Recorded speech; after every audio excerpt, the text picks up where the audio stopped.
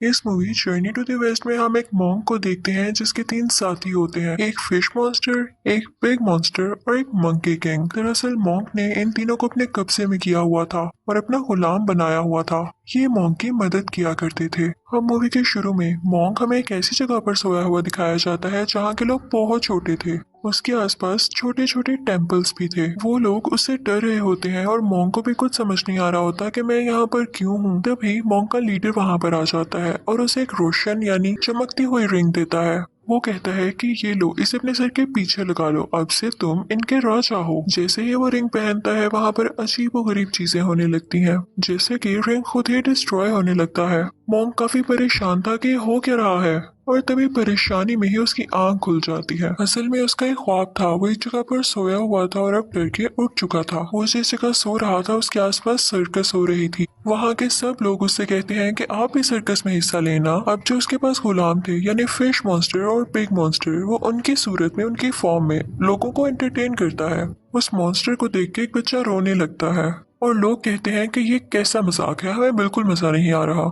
फिर मॉन्क एक दरख्त की तरफ इशारा करता है और कहता है कि देखो वहाँ पर मंकी किंग है। लेकिन वो मंकी किंग साहिब कुछ करने के बजाय दरख्त से नीचे ही गिर जाते हैं। लोग इस वजह से भी मॉन्क पर गुस्सा होते हैं और उसका मजाक उड़ाने लगते हैं कि तुम हमारे साथ क्या खेल खेल रहे हो, हमें तुम एंटरटेन करने वाले हो भी कि नहीं। मॉन्क कहता है कि थोड़ा हौसला रखो और उनसे मीठी मीठी बातें करके उन्हें अपनी तरफ कर लेता है। उसी दौरान मंकी किंग भी उठ जाता है और अपने बाकी साथियों यानी बिग मॉन्स्टर और फिश मॉन्स्टर से कहता है कि हमें मिलके कुछ करना होगा, तुम लोग मुझे मारना और हम इन लोगों को एंटरटेन करेंगे। लेकिन लोग अभी भी उनका मजाक उड़ा रहे थे, तो इस बात पर बिग मॉन्स्टर को गुस्सा आ जाता है। वो उधर खड़ी हुई एक औरत पर अटैक करने की कोशिश करता है। लोग उसे पकड़ लेते हैं। मंकी किंग भी उसे मना करता है और कहता है कि ऐसा ना करो। वो फिर भी बाज नहीं आता, तो मंकी किंग उसका ध्यान बटाने के लिए पूरी सर्कस खराब करने लगता है। वो हर चीज तबाह करता जा रहा था। मॉन्क उसे मना करता है लेकिन वो उस पर ही गुस्सा हो जाता है और अब तक बहुत देर हो चुकी थी क्योंकि पूरी सर्कस डिस्ट्रॉय हो चुकी थी। मूवी की असल कहानी तो अब यहाँ से शुरू होती है जब एक औरत अपनी माँ को एक एक्सोसिस्ट के पास लाती है। उसका कहना ये था कि उसकी माँ पर किसी का साया है। उसकी हरकतें कुछ ठीक नहीं लग रही थी क्योंकि वो वहाँ पर खड़ी तो बूढ़ी औरतों को कहती है कि ये मेरी बेटियां हैं। एक्सोसिस्ट भी इस बात पर बहुत हैरान होता है और फिर वो बढ़ता है उसकी माँ की तरफ ताकि वो उसका भूत या उस पर जो भी साया है उसको खत्म कर सके। लेकिन बहुत कोशिश करने के बाद भी उसे ऐसी कोई चीज नजर नहीं आती। तो फिर उसे पता चलता है कि असली मॉन्स्टर तो उसकी अपनी बेटी है, यानी वो लड़की जो अपनी माँ को इसके पास लाई थी वो मॉन्स्टर में बदल जाती है। उसकी बॉडी अजीब हो गई थी, वो सब पर एक किस्म का जाला फेंकने लगती है। उसके हाथ और टांगे काफी लंबी हो गई थी जैसे वो कोई स्पाइडर हो। वहां पर मौजूद सब लोगों को वो मारने लगती है। फिर सीन चेंज होता है और हम मॉन्क और मंकी किंग को एक साथ देखते हैं। मॉन्क मंकी किंग की बहुत पिटाई कर रहा होता है। वो उसे कहता है कि मैं तुम्हें इसलिए मार रहा हूँ ताकि तुम्हें हमेशा याद रहे कि कहाँ पर क्या करना है। वो कहता है कि तुम्हारा कुछ पता ही नहीं चलता, तुम्हें जब गुस्सा आ जाए तो तुम कोई भी चीज तबाह कर देते हो। जैसे तुमने सर्कस को तबाह किया था, तुम यहाँ भी कुछ न कुछ कर सकते हो। वो उसकी जुबान खींचता है, उसे पिंच करता है, उस पर थप्पड़ मारता है। साथ ही साथ वो मंकी किंग की पूरी बॉडी को ही हिट कर रहा था। यहाँ पर हम पास्ट का भी एक सीन देखते हैं जब मंकी किंग को एक जगह पर कैद किया हुआ था। वो कई साल वहाँ पर चेन्स में बंधा रहा और कैद रहा। मंकी किंग बेचारा ख्वाब में डर जाता है और उसकी आंख खुल जाती है। तो मॉन्क कहता है कि सो जाओ, कुछ भी नहीं हुआ, मैं तुम्हारे साथ हूँ। अगले दिन हम देखते हैं कि मॉन्क को पानी चाहिए था और वो पानी की तलाश में घर में जाता है। उस घर में सिर्फ लड़कियां ही थी और वो भी बहुत ज्यादा। हर लड़की दूसरी लड़की से ज्यादा खूबसूरत थी। वो सब उनको देखते ही रह जाते हैं। बिग मॉन्स्टर को एक लड़की अच्छी लगने लगती है और मंकी किंग भी एक लड़की के सामने बैठ जाता है, लेकिन वो उसे तंग कर रहा होता है क्योंकि असल में वो लड़कियां कोई और क्रिएचर्स थीं। वो बहुत बड़ी बड़ी स्पाइडर्स थीं। मॉन्क जब ये देखता है तो वो मंकी किंग से कहता है कि तुम अपनी होश में तो हो। वो कहता है कि हम मदद मांगने आए थे और अब तुम्हारी वजह से हमें जाना होगा। लेकिन वो लड़कियां उन्हें जाने नहीं देती, अपने असली रूप में आ जाती हैं। यानी वो अब बड़ी बड़ी स्पाइडर्स बन चुकी थी और उन लोगों पर अटैक करने लगती हैं। वो लोग खुद को बचाते बचाते बाहर आ जाते हैं। मंकी किंग के सामने सबसे बड़ी स्पाइडर आ जाती है और वो उसी तरह उसकी जुबान खींचता है जैसे मॉन्क ने उसकी खींची थी और इस तरह से वो स्पाइडर को मार देता है। जब मॉन्क को ये पता चलता है तो वो मंकी किंग से कहता है कि तुम्हें मैनर्स कब आएंगे, तुम कब सुधरोगे। हर चीज का हल ये नहीं होता कि वो जगह तबाह कर दी जाए या अगले को मार दिया जाए। मंकी किंग चुप करके उसकी बातें सुन रहा होता है और जैसे ही वो मोंग जाता है तो पीछे से वो बोलने लगता है। अब मोंग एक खामोश जगह पर जाकर आसमान के नीचे दुआ करता है, यानी प्रे करता है कि बस गॉड, अब मुझ में इतनी हिम्मत नहीं है कि मैं सब कुछ डील कर सकूं, और ये मॉन्स्टर्स भी मेरी बात नहीं मानते, मैं इनको नहीं हैंडल कर सकता, अब ये मेरे बस की बात नहीं रही है। ये सब बातें बिग मॉन्स्टर भी छुपकर सुन रहा होता है। वो सारा कुछ जाके मंकी किंग को बता देता है।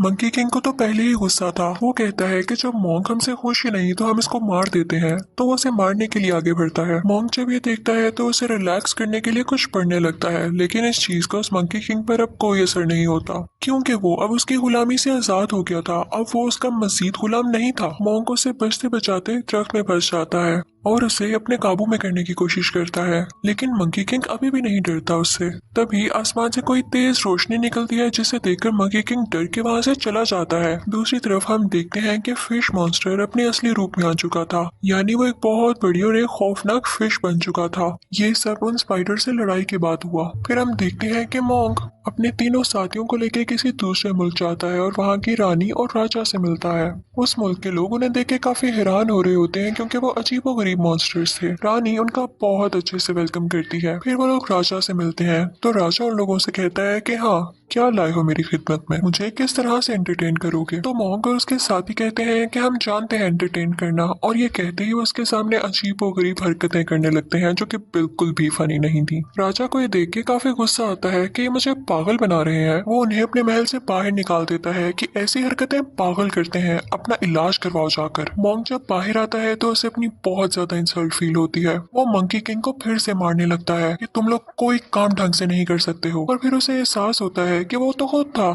जो कि अजीबोगरीब हरकतें कर रहा था। तो वो खुद को कोसने लगता है कि मैंने हर बार मंकी किंग पर ही हाथ उठाया है। वो खुद को ही मारने लगता है और कहता है कि मैं आइंदा ऐसा नहीं करूंगा।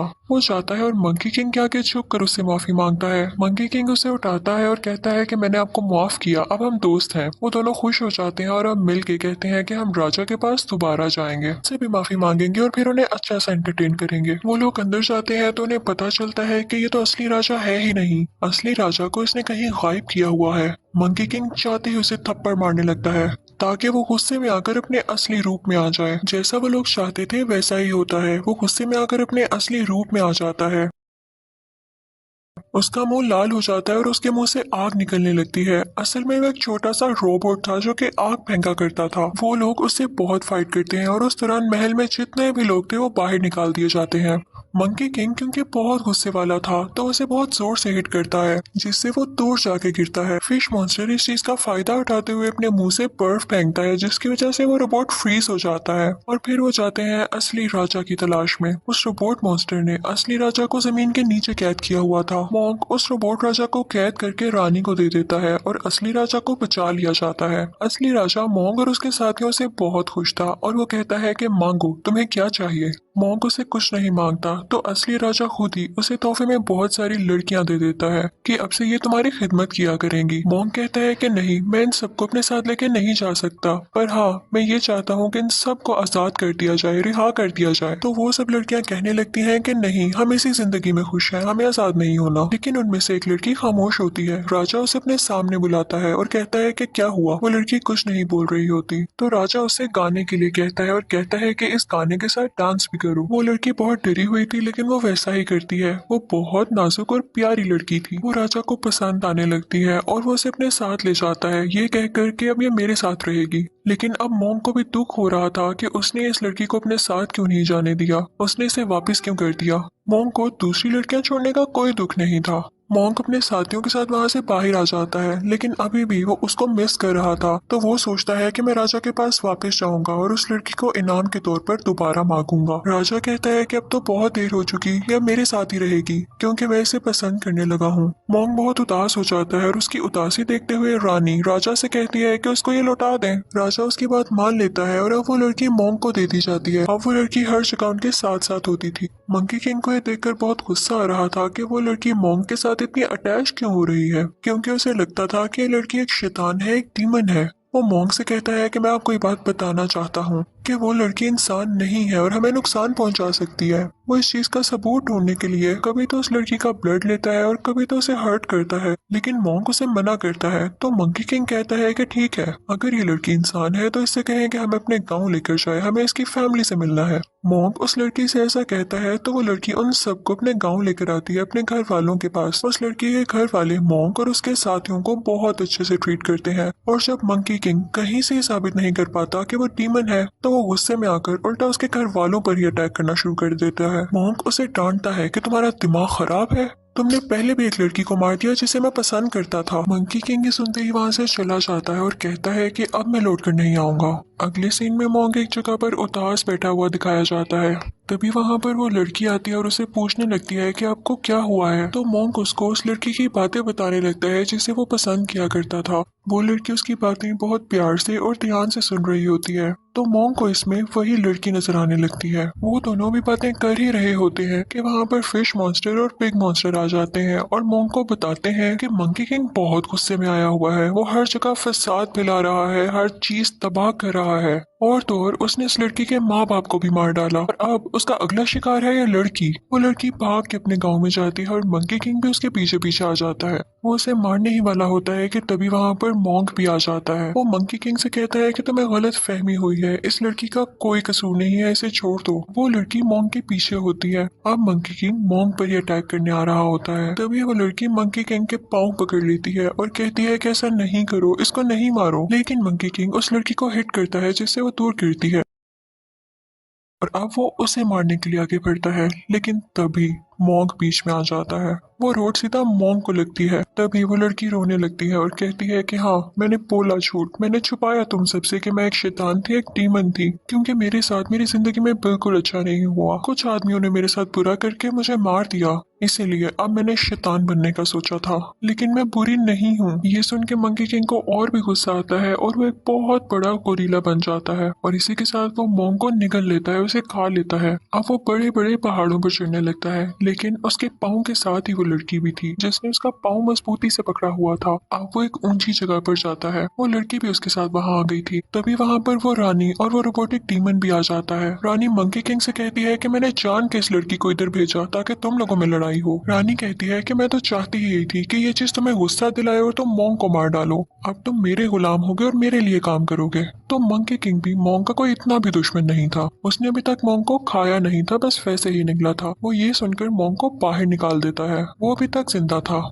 मॉन्क बाहर आकर रानी से कहता है कि क्या आप हमें बेवकूफ समझती हैं, या आप समझती हैं कि इस दुनिया में सिर्फ आप ही एक अक्लमंद है। जिस तरह आपकी प्लानिंग थी इस तरह ये हमारी भी प्लानिंग थी। मंकी किंग शुरू से ही मेरी तरफ था और ये हमारा प्लान था कि वो वहां से नाराज होकर जाएगा, ताकि आप लोगों पर ये इंप्रेशन पड़े कि हमारी तो आपस में ही नहीं बनती। अब उन सब में फाइट शुरू होने लगती है और वो एक दूसरे का मुकाबला करते हैं। वो पिग मॉन्स्टर और फिश मॉन्स्टर उस रोबोटिक डिमन को दोबारा से वैसे फ्रीज करके तोड़ देते हैं, और अब मॉन्क और उस रानी में लड़ाई चल रही थी। रानी फौरन से पानी में जाती है और बुढ़ा का स्टैचू बाहर निकाल लाती है। मंकी किंग भी उस पर मुसलसल अटैक कर रहा था, क्योंकि वो जानता था कि ये एक डीमन है और बुढ़ा एक अच्छे इंसान थे, और वो अपनी पावर कभी भी एक डीमन को नहीं दे सकते। मंकी किंग अपनी स्टिक निकालता है और पानी में चला जाता है, लेकिन जैसे ही वो पानी में जाता है उस जैसे दो स्टैचूज और बाहर आ जाते हैं और मंकी किंग पर अटैक करने लगते हैं। मंकी किंग को समझ नहीं आ रहा होता कि बुढ़ा उस डीमन की मदद क्यों कर रहा है। वो बहुत ज्यादा जख्मी हो जाता है, लेकिन तभी एक बड़ा सा हाथ पानी से बाहर आता है जो कि रियल यानी असली बुढ़ा का था। वो उन तीनों स्टैचूज को डिस्ट्रॉय कर देता है और मंकी किंग की जान बचा लेता है। उन स्टैचूज के डिस्ट्रॉय होने के बाद वो रानी मंकी किंग के हाथ में आके गिरती है, तो तब बुढ़ा की आवाज आती है कि अब सुधर जाओ। उस रानी को कुछ होने लगता है और वो अचानक से एक गोल्डन ईगल में बदल जाती है जो कि उसका असली रूप था, और फिर बुढ़ा उसे अपने साथ ले जाते हैं। दूसरी तरफ हम देखते हैं कि वो प्यारी लड़की जो कि डीमन थी और मॉन्क के साथ थी, वो पूरी तरह से इंजर्ड हो चुकी थी और वो मरने ही वाली थी। तभी वो मॉन्क से कहती है कि तुम मुझे रिहा कर दो, इस दुनिया से आजाद कर दो, क्योंकि मैं एक डीमन हूँ। तो मॉन्क इस दुनिया की और उसकी भलाई के लिए उसे आजाद कर देता है, जिसके बाद वो गायब हो जाती है। इस मूवी के एंडिंग सीन में हम देखते हैं कि वो चारों एक सहरा में कहीं जा रहे होते हैं। तभी मॉन्क मंकी किंग में उस लड़की को देखता है जिसे वो पसंद करता था, क्योंकि मंकी किंग के सर पर जो बेल्ट थी वो उसी लड़की की थी। वो उसे वो बेल्ट मांगता है, लेकिन मंकी किंग उसे नहीं देता, और इसी तरह ये लोग शरारतें करते हुए एक दूसरे से लड़ते हुए चलते रहते हैं। इसी के साथ ये मूवी भी एंड हो जाती है। Thank you for watching.